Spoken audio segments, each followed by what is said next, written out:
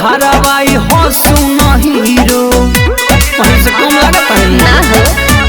अरे हमारा के बगली रे बुझ जना जीरो तोरेला भरवाई हो सुनो हीरो। आउर बाउर बोलत जने घर में आए जाना करे जाओ का हो तू भूखे सारे जैसन बॉडी बनाए जाना। अच्छा जिम में जाके पसेना अपन बहाए जाना। जरूर ट्राई करे।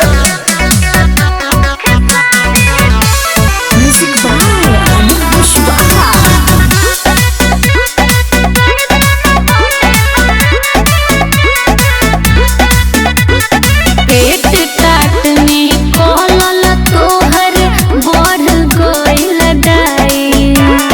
कोरा मेहनत सोना सोना देह रही ताई। पीट तो बानी केने से मारे सुबह शाम भरवे में सपाटे सोना बाटे देहिया मोर या सही सुन काठे सोना।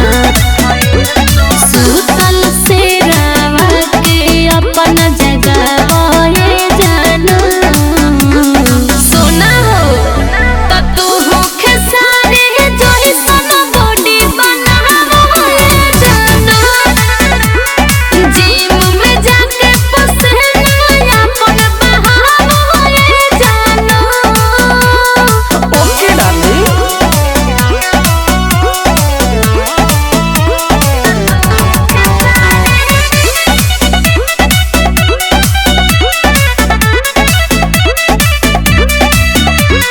सिक्स पर कलौ की लइके मरी है सालुक पा।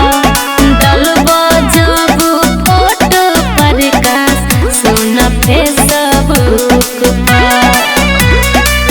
जाके कोहरतानी काहे जवाई न हो मजीम मारो सौ रोजे सुनो ना हो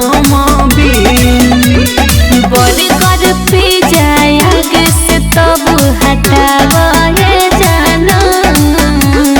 ए बाबू त तू भूखे सारे जैसन बॉडी बनावे जाना।